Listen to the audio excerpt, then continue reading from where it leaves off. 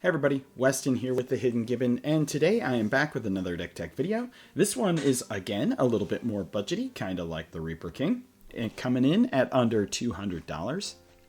And the name of this deck is Insert Dancing Rave Crab Meme here. So without further ado, who's our commander? It's the Red Death, Shipwrecker. Ever since I saw this card when I got it in the Fallout set, I have wanted to make a deck with this card, and full disclosure here, I'm going to turn this into what do you call it? A paper deck. I even found this Surge Foil Red Death here at the local game store. And yeah, so this deck that I'm showing you here today is one that I am gonna build myself here, and let's see how it goes. So without further ado, who is Red Death Shipwrecker? Well, he's a little crab boy.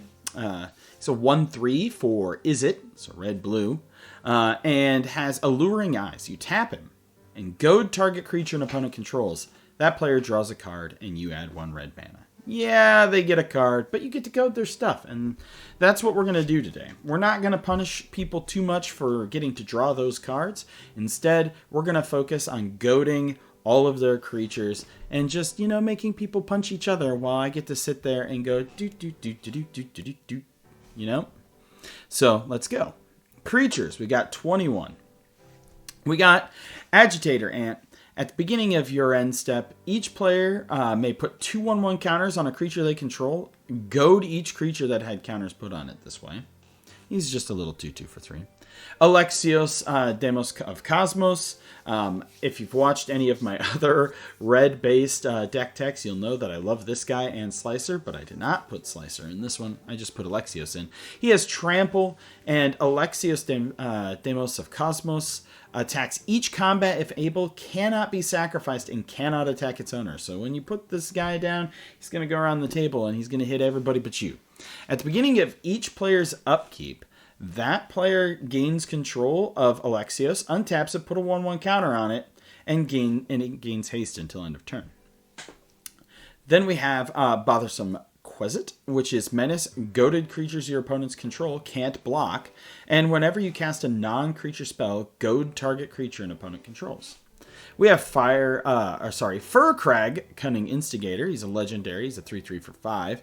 He has Flying Haste, and whenever one or more dragons you control attack an opponent, so this guy right here, goad target creature that player controls, and whenever a creature deals combat damage to one of your opponents, if that creature had to attack this combat, you put a 1/1 counter on Fur Crag and draw a card. So goading things makes it so they attack each other, and you get rewarded for them attacking each other. We have Forensic Researcher. Untap another target permanent you control. You're going to do this to untap your Red Death and allow him to tap some more. This is important because, yeah, just really fun. It's a fun little thing to do. What's interesting is that we have a few more of these effects, and we do have a combo in here. I will go over the combo with you here in a minute. Frontier Warmonger. Whenever one or more creatures attack one of your opponents or planeswalkers they control, those creatures gain menace until end of turn. Geode Rager. It is expensive. It is a 4/3 4/6, but whenever a land enters the battlefield under your control, goad each creature target player controls. Havoc Eater. When it enters the battlefield, for each opponent, goad up to 1 target creature that opponent controls. Put X 1/1 counters on Havoc Eater, where X is the total power of creatures goaded this way. And then we have Insufferable Balladeer. He's a dwarf bard, and when he enters the battlefield, target creature an opponent controls can't block this turn, and then goad it.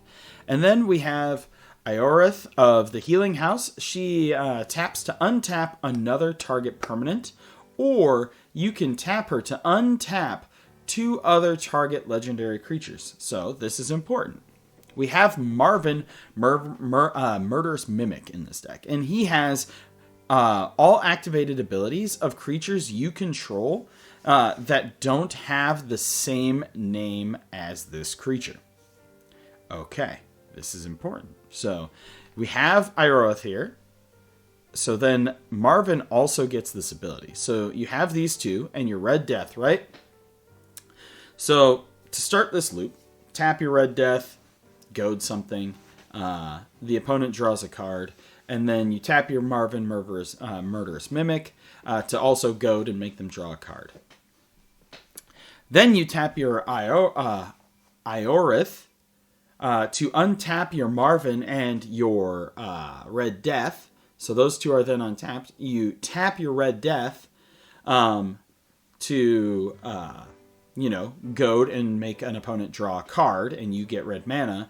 And then you tap your Marvin Murderous Mimic to untap your Iorith and your Red Death, and you repeat this process. You can deck your opponents as long as they don't interact and stop your loop. You can generate essentially infinite red mana, right? It is limited by the amount of cards in your opponent's libraries, and you can goad all of their creatures. So there you go. Nice little combo in there. We have Jeering Homunculus, which is when it enters the battlefield, you may goad target creature.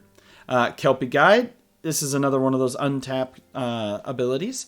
We have Komaino Battle Armor, which is Menace. Equipped creature gets +2/+2 and Menace. And when it or equipped creature deals combat damage to a player, goad each creature that player controls.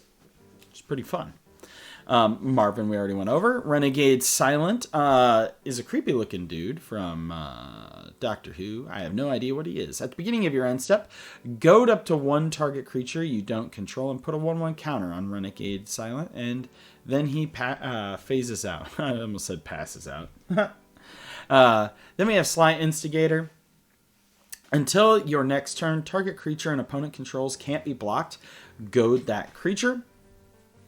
We have the Sad Robot in here to help us get some land. Draw a card. Taunting Kobold. Whenever he attacks, goad target creature an opponent controls. Vengeful Ancestor. Whenever this creature enters or attacks, goad target creature. Whenever a goaded creature attacks, it deals 1 damage to its controller. It's a 3/4 for 4. Vizier of Tumbling Sands. It also taps to untap another target permanent. Warmonger Hellkite, flying at all creatures, attack each combat if able. And then we have our sorceries. We have Besmirch. Until end of turn, gain control of target creature. It gains haste, untap, and goad that creature. So it'll be goaded, and then you give it back, and then it has to attack somebody else. It's kind of silly. Then we have Coronation of Chaos. Untap up to 3 target creatures can't block this turn and goad them. I'm very sorry, friends. I am dealing with some stressful personal events, and so a little out of it. Disrupt Decorum. Goad all creatures you don't control. I love this card. Fell Beast Shriek. Each opponent chooses a creature they control. Tap and goad the chosen creatures. And then you can splice into instant or sorcery, which means as you cast an instant or sorcery spell, you may reveal this card from your hand and pay its splice cost. If you do, add this card's effect onto it. Then Spectacular Showdown. Put double strike counter on target creature, then goad each creature that had a double strike counter put onto it this way, and then you can overload it. Think of this as a finisher, right? If your opponents have huge board states, you're going to overload this, giving all those creatures double strike, and then hopefully, they kill each other. For instance, we have Aether Spouts, which is for each attacking creature its owner puts on the top or bottom of their library. Chaos Warp. Invert Polarity, so that way choose target spell, flip a coin. If you win the flip, gain control and choose new targets. If you lose the flip, counter that spell. Refocus, untap target creature, draw a card. Shore Up, target creature you control gets +1/+1 and hexproof until end of turn and untap it. And then throw a possibility as an additional cost to cast this spell, discard 2 cards. Or discard a card, draw 2 cards. Yeah. It's a really interesting art with Miri, too. So. Let's see here. We have Bloodthirsty Blade, which is an equipment you attach to an opponent's creature, and it goads that creature. Chromatic Ori, the single most expensive card in this deck, by far. Lets you spend mana as though it were mana of any color. It's not necessary, because I have it in here mainly so I can use the red mana generated by my crab as blue mana if I need to. We have Isokran Scepter, we have Lightning Greaves, we have Swiftfoot Boots, we have Ransom Note, which is when it enters Surveil 1, and then sacrifice it, cloak the top card of your library, goad target creature, that's what you're going to use it for, or draw a card. Sting. Equipped creature gets +1/+1 and has haste. At the beginning of each combat, untap equipped creature. Equipped creature has first strike as long as it's blocking or blocked by a goblin or orc. Swiftfoot Boots we went over. And Stasis Coffin. Exile the Stasis Coffin. You gain protection from everything until your next turn. It is budget the One Ring. Then we have our enchantments. We have Acquired Mutation. An enchanted creature has +2/+2 and is goaded. And whenever an enchanted creature attacks, defending player gets 2 rad counters. It's a fun little thing. Aqueous Form. Enchanted creature can't be blocked. Put this on like your kobold and stuff so you can attack without it dying and goad people's stuff. Aura of Dominion. Tap an untapped creature you control. Untap enchanted creature. Crab Umbra. Haha. You can pay 3 to untap enchanted creature. Curse of Opulence and Curse of Veracity. You know, it's going to allow you to draw cards and gain gold tokens. Freed from the Reel, which I have one in my collection, a bunch of them actually, that I found in my bulk. Which, you know, for it being a $14 card, we need more reprints of it. You can tap a blue to tap enchanted creature or tap a red to untap enchanted creature. This is another combo. So if you have the Chromatic Orrery out there, you tap your crab and it produces red, but you can use the mana as any color. So then you use that to untap the crab and then you tap the crab. So that's our second combo. We have Hot Pursuit. When Hot Pursuit enters the battlefield, suspect target creature an opponent controls. As long as Hot Pursuit remains on the battlefield, that creature is also goaded. At the beginning of combat on your turn, if 2 or more players have lost the game, gain control of all goaded and or suspected creatures until end of turn. So this can be like a combo finisher as well. So you overload your card that gives all creatures double strike counters and goads them. And then if there's one player left, you Hot Pursuit. Then we have Penim's Aura, same thing as Freed from the Reel. Popular Entertainer. It's a background. Commander creatures have whenever one or more creatures you control deal combat damage to a player, goad target creature. We have Propaganda, so that way if they can attack, they have to pay to attack you. Psychic Impetus. It's a aura, +2/+2 and goaded. And when the enchanted creature attacks, you scry 2. Public Enemy. All creatures attack enchanted creature's controller, each combat if able. And when enchanted creature dies, draw a card. We have Retreat of the Coral Helm. It has landfall to tap or untap target creature, which is pretty fun. Shiny Impetus, it's +2/+2 and goaded, and whenever the enchanted creature attacks, you create a treasure token. Struggle for Project Purity. At the beginning of your upkeep, each opponent draws a card. You draw a card for each card drawn this way. You choose Brotherhood or Enclave. An Enclave is whenever a player attacks you with one or more creatures, that player gets twice that many red counters. Sound of Drums. Enchant creature is goaded. If enchant creature would deal combat damage to a permanent or player, it deals double that damage instead, and you can return it from your graveyard to your hand, so it comes back. We have Unstoppable Plan, which untaps all your non-land permanents. Vow of Flight. Enchanted creature gets +2/+2, has flying, and can't attack you or planeswalkers you control.